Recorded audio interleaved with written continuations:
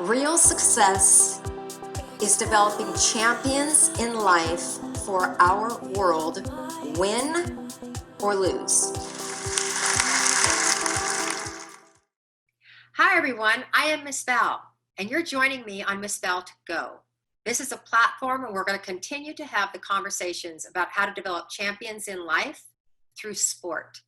I'm kicking off this series with an extremely important conversation and discussion of how to have respectful, honest, meaningful conversations about race, but which also transfers over to having these same types of respectful conversations with people, especially people who don't necessarily look like you.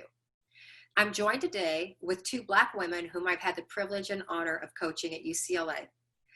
Onnie Willis, Dr. Onnie Willis Rogers, and Rechelle Dennis. Thank you for joining me. Onnie was with our team in the early 2000s. She won 3 national championships with our team, and she's also the individual all-around champion. And Rechelle Dennis was extremely instrumental in helping us win our last championship in 2018. So, in a nutshell, tell us a little bit about yourselves. Onnie, you go first. Well, thank you so much for having me. I'm really excited to be in this conversation. I am now a professor at Northwestern University. I'm a developmental psychologist, and I'm interested in and I study how kids come to understand who they are and how things like race and gender and stereotypes that people have about us, how that shapes how we see ourselves and what we can do to help kids develop authentic identities and feel empowered to be who they are. Wonderful. Rechelle. Yeah, and I'm Rechelle, and I currently run a digital media platform called Girls United, which really focuses on how we can provide opportunities, resources, and information to marginalized communities with an emphasis on Black women. So, this is my passion, and I'm super excited, and thank you for having me. Thank you. All right, so I have had numerous conversations these last few weeks with Black athletes that I coached. And what I found is I interviewed Kim Hamilton, or I spoke with Kimmy, who graduated in 1990, and gymnasts such as yourself, Onnie, Hallie Mozette, Stella Ume, and Rechelle, the most recent UCLA Black athlete that graduated from our program. And what's very sad to me is that I'm hearing the same stories, even though they're generations apart. And those are the stories that I would love to just bring forward today and talk about with both of you, starting with the fact that you both grew up in a predominantly white sport of gymnastics. And I can only imagine that probably on a daily basis, there were things that you heard from either other athletes or their parents or the coaches that were insensitive to you. Could you just share some of those with us that really stood out to you? Like the first time you remembered you feeling that you were being treated differently. Rechelle, I'll throw it to you first. Yeah. So I will never forget walking into the gym. Seeing the girls flipping and just knowing that that's something that I wanted to be a part of. I remember telling my mom, I was like, hey, I can do that. And she came from an immigrant background. So sports wasn't really a big deal, to my parents. So when they finally put me in the sport, I excelled pretty fast. And I remember being at a competition and freaking out before because, we had to have our hair a certain way. We had to obviously look in unison. And, I realized my hair wasn't going to look like the other girls. And I remember me and my mom, I was like, Mom, I need to get my hair to look like theirs. Not understanding that, my hair wasn't going to look like that. My hair couldn't curl the same way that their hair could. I had my own curl pattern, having an afro and having a little bit of a kinkier texture hair. It was hard because you don't want to stand out even more. Being a Black athlete, you already stand out when you in lineup. And so to stand out now, on top of that, you add hair. It was challenging. And took a while for me to really accept it. You know, and I think it still takes time for me to accept my hair. Like even now, for this interview, my hair was a mess, or I thought my hair was a mess, and I was like, okay, let me get all of my gel and my combs out and let me slick my hair back. So it's a challenge, and it's something that we continue to deal with. But I'm learning to embrace it and learning to accept it, and it's always a work in progress. Yeah, Onnie. Yeah, so gosh, I love that story, Rechelle. And hair is so important, but I won't keep on that topic. I'll think about, for me, I remember being 5 or 6 and asking my mom, how come I'm the only brown girl? So very early, it was obvious in the sport of gymnastics, which has changed, but you know, for older folks like me, at the time, I was the only white or the only Black person in a white gym. Right, on an everyday basis. So I think the things that stood out were just the everyday small things, right? What chalk looked like on my body compared to my teammates. When we had to put tape on, right? The way it stood out on my skin versus others. So those sort of everyday reminders of feeling different. But one thing that stood out and was sort of ongoing that when I was probably 8 or 9, a teammate of mine, we were about the same age, and she was white and blonde, and I am Black and Afroed, and my coach used to call us salt and pepper. And I remember it just being odd, but as an 8-year-old, not really understanding why it bothered me. But that was just sort of a routine comment that certainly marked my experience in gymnastics. And I think there's lots of those little things that for young kids we can't quite put our finger on, but certainly send a message that we're different, and that difference is not seen as valued or normal. Yeah, and see, those are things that as a coach I would have never even thought of. Like I remember seeing the white tape on our Black athletes, and for me it broke the line up. And so I remember going to our trainer and saying, we got to get something else. Is whatever darker tape we have or markers, whatever, especially coming from a ballet dancer, you know, where it was all about long lines and all of that. It's like, this is just chopping her up. But I never even thought about it being how you would have taken that. And why isn't there brown tape? Why isn't there chalk that is not white? Mm-hmm. Right. I get it. And Rechelle, to your point about the hair, the conversations that I've had with our athletes these last few weeks, every one of them talks about their hair and the issues growing up. And Rechelle, you and I had a great conversation about how it is never, ever okay to come up to a Black person, male or female, and pet their hair. Never do that.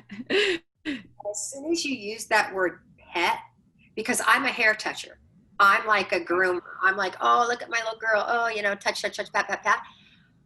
As soon as you use the word pet, I got it.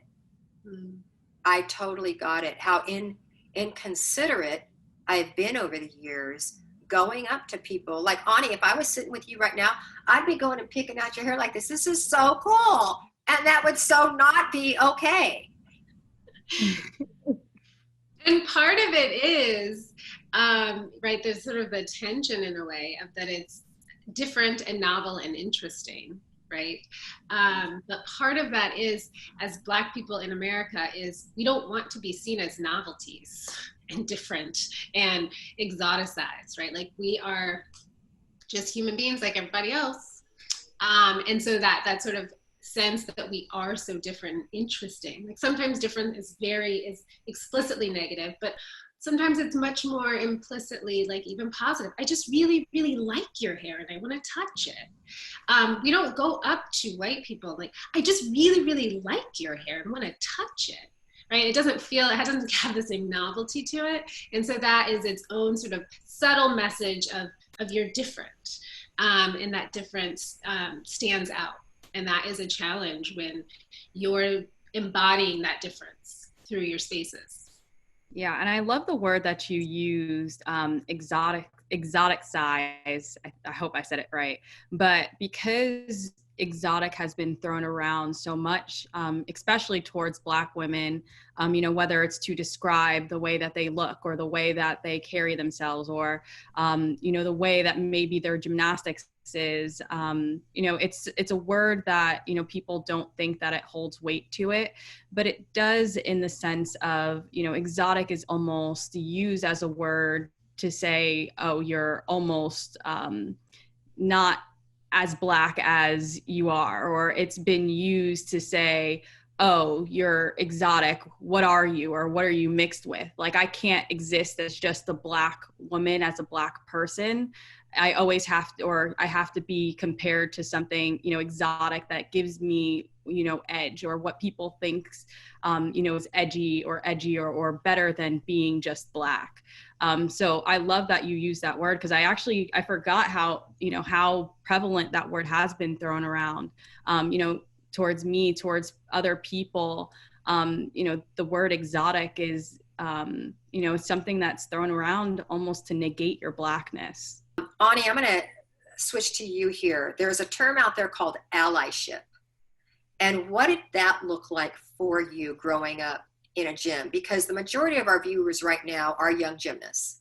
And what is allyship? And what does that specifically look like? Yeah. So I think allyship, one of the ways I think about it is just genuine humanship and friendship, with the recognition of the inequality and injustice that unfortunately saturates our society. So that's to say, we can't just pretend that race doesn't matter and be an ally. You have to know that that does matter, that that's a reality in our world, and be a genuine friend and human, which means you show up for people and you get uncomfortable for your people and you lean into things that are difficult for your people. You stand up for them, right? So an ally is someone who says, I see you, I recognize this, and I'm here to lean into it rather than lean out, right? So for me, allyship has evolved over the years, and I have some of the best friendships from my gymnastics years, and those friendships even continue to evolve and change. So in this moment, Carly Rabb, who was my roommate in college and was on the team with me, and we stay in conversation, and we had this tearful heart-to-heart of her saying, I can't believe how ignorant I was in college and so many things I didn't pay attention to.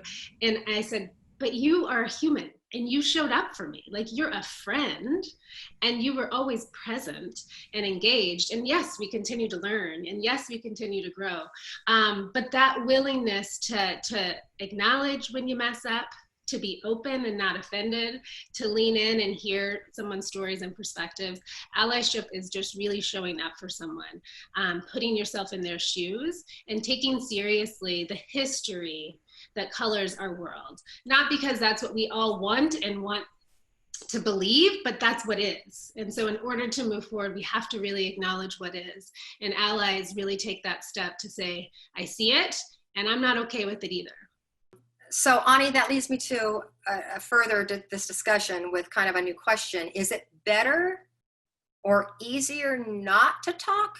Like, for someone like me, like, I almost responded when Rechelle put out this lovely tweet that she had never felt discriminated against within our program, which that made me feel really good, because you never know how people take things you say, and obviously all the missteps that I've had. But I almost came back, Rechelle, and I almost tweeted something that I am colorblind. I just don't feel like I've ever seen color. And now, since then, I didn't say that, but I realize now, because I've listened and I've learned and I've educated myself, why that's not okay to say you're colorblind. How do we have this conversation? For me to be able to have a conversation with you, to say, I just see you as Rechelle, or I just see you as Onnie. I don't see your color. But as I'm saying that, I'm discounting how our lives have been different growing up. Yeah. And those struggles, you know, because I don't think that people really understand the struggles that, you know, you go through, especially being in a predominantly white sport where you already feel like this space isn't meant for you. And, you know, by saying that you don't see color, sometimes it's like, well, everybody else does. You know, we're so prone to microaggressions every single day that we almost don't really know sometimes, you know, whether sometimes we even question ourselves, you know, was that something that I should, you know, be upset over? Or is that something that this person meant that way? So it almost leaves you gaslighting yourself. You know, when people don't acknowledge or don't acknowledge color and say that they're colorblind, because it's like, well, I go through things on the daily basis. And I think it also even goes back to allyship, where I want somebody to be able to speak up for me, you know, if there is something that's happening that, you know, whether it's a microaggression, whether I'm uncomfortable in a situation, you know, and a big part of that is acknowledging that my experiences in certain spaces aren't going to be the same as yours. You know, knowing that I have somebody who has my back and who's like, hey, you know, are you okay? Are you comfortable? You know, is there anything that I can do to help you? Or is there anything that I should say to somebody? Because we also feel like we can't really say much, because there's also the stereotype of if a woman, especially a Black woman, speaks up, you know, she's an angry Black woman. So it's really important that there's people who acknowledge our struggles, and by acknowledging our color, you know, you're essentially acknowledging that we have a different experience than you do in different spaces. Yeah, absolutely. I agree. I think the ideal of colorblindness is good in its root, right? We want to be in a world, and this goes back to sort of where we wish we were versus where we are. And so, yes, we wish we were in a world in which color didn't matter, right? In which we didn't treat people differently on the basis of class or sexuality or gender or race or any of these categories that we've created in our society. But we don't live there yet. And by not naming that, it invalidates those experiences, right? So if you just say, I don't see color, then it is a way of saying, I don't see your reality. I don't see your discrimination. I don't see your pain. I don't see the inequality. And that is very hurtful. And it's also very counterproductive for creating change. So we know that people who hold to colorblind ideas and beliefs are far less likely to support initiatives and policies that move forward equity, that move forward justice, because colorblind becomes a worldview. And so it matters substantially, not just in our interpersonal relationships, but on a broader scale. So I think there are important ways to acknowledge color, to acknowledge the lived experience of someone who's different than you. Not because that's the way you think it should be, but you can see that that's what it is and you want to be present. As college athletes, like, you travel all over to go to competitions. What it means for Black people to go to certain parts of the country, right? In the middle of wherever, I'm not going to get up and go for a morning jog. Like, I'm not going to do that. And to have folks who get that, right? That's really important. And that sort of allyship requires awareness and acknowledgement of color. Rechelle was telling me a story about her dad being in one of their other homes, which is in a very, very nice neighborhood. So. Yeah, you know, so it doesn't matter, you know, where you're at in society. It doesn't matter where you live. It doesn't matter what clothes you wear. Racism, you know, finds you at all levels. And I've been fortunate to be in spaces, you know, that a lot of, you know, a lot of the Black community isn't, unfortunately, you know, and unfortunately, sometimes you suffer the burden of that as well. When you get into these spaces, people think especially when you're a Black man, and, you know, as my dad is, they think he's either a basketball player or a rapper or a football player. And while there's nothing wrong with that, it's a microaggression, it's a stereotype. And so my dad, who also happens to be a businessman and is also an avid car collector, he was driving one of his cars out to our vacation house. And I actually just got more clarity on the story. And so he wasn't even pulled over by the police. He was pulled over by the wildlife nature reserve. And they pulled him over, and immediately they asked him, they said, "Where are the drugs in the car?" They said, "Are you drunk?" They tried to get him out of the car to do the line test. And he's like, I'm driving to my house. And so his license had our residential address. So it didn't show our vacation house address. And so he was, my dad was like, "I'm driving to my other house." And for some reason, the wildlife reserve policeman couldn't understand that as a Black man, you could be living in this area, or even have a vacation house, and that happens to him frequently. And it's just really unfortunate that racism doesn't care. Microaggressions don't care where you are, where you're at in society, doesn't care about your socioeconomic status. And it's a reality that we have to live with every single day, unfortunately. So many things that I would never even think about. Jordan goes, "Miss Val, get this. I've been friends with Hallie for like 7 years now. We go shopping all the time. I've always thought like she would always wait to get the receipt." Jordan's like, "I don't think to get a receipt." Yeah. And or if I get the receipt, I throw it, like I do. If I get the receipt, I know I'm not going to return it. I throw it out before I'm even out the door. And Jordan says, "I never even thought about why she always chose to keep the receipt." Next topic, social media, which I try to teach our student athletes at UCLA. It's your brand. So with young girls that are out there, boys, you got to listen to this.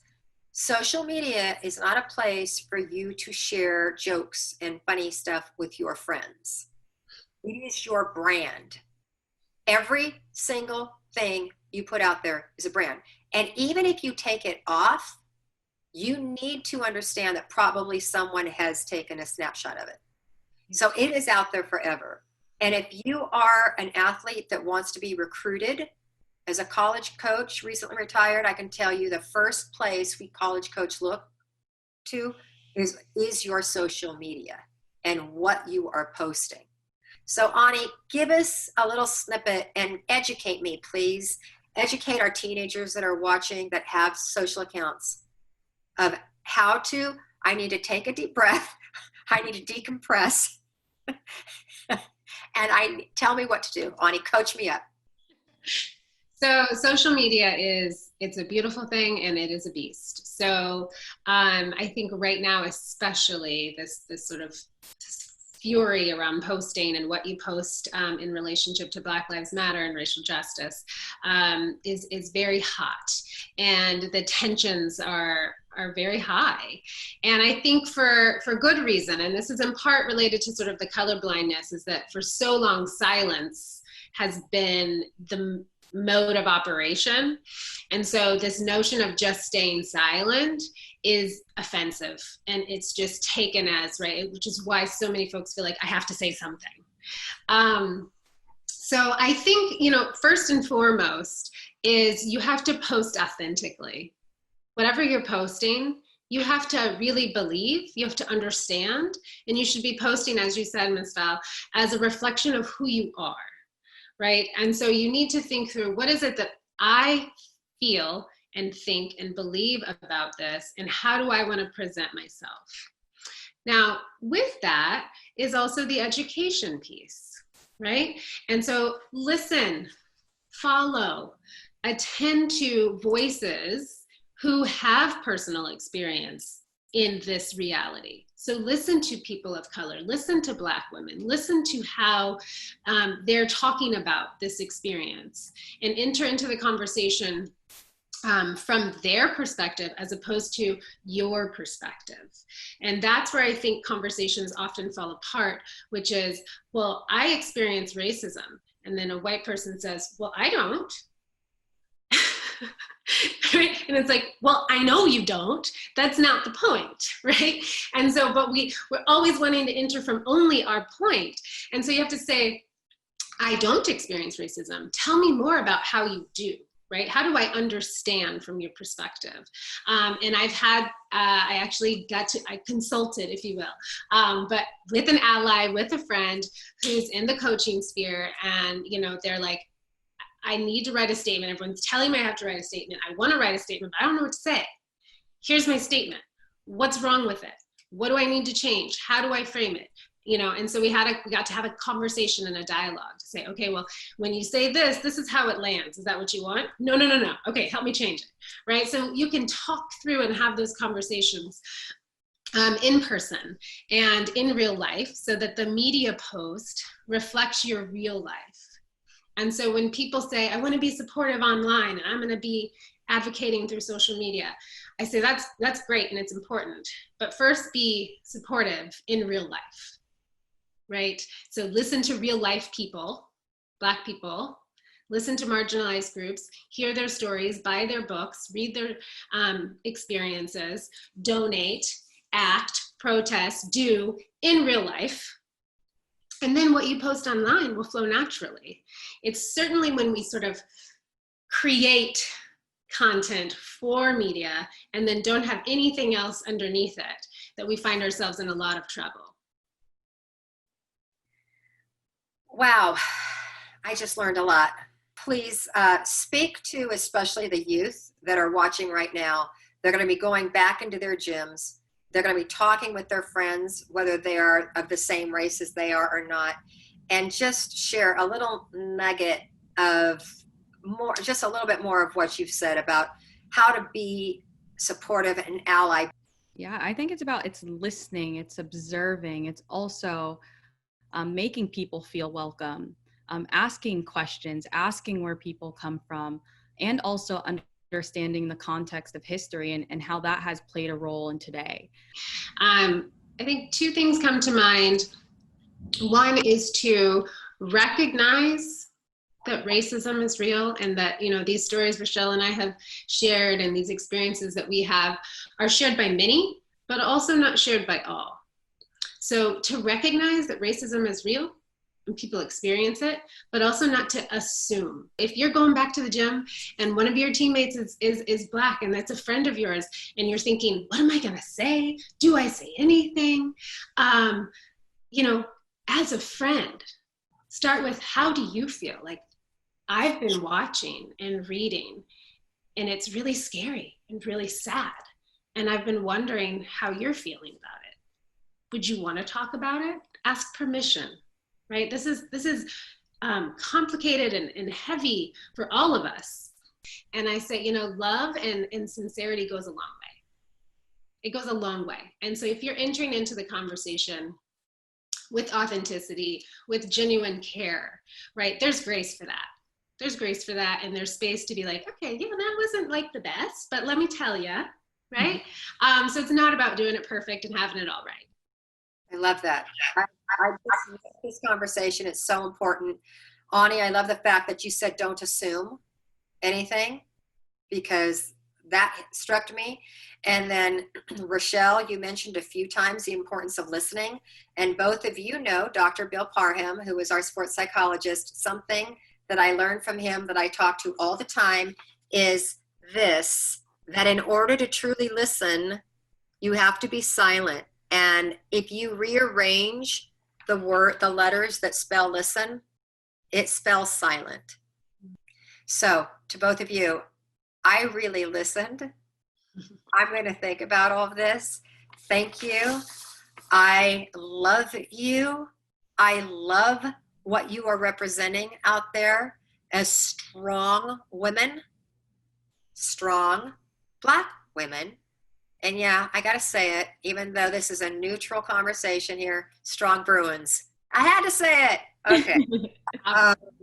But there are a lot of great athletes out there from other schools too. Okay, so And we'll be having them on. Next week, we're going to be having, another Bruin, Sam Peshek. She's going to talk about how to move through an injury, a year of injury, or as a lot of you have gone through right now, not having much to do during being in quarantine, but how you don't waste a year, but how you actually get better and you improve and you grow through the hard times. So we'll see you next week.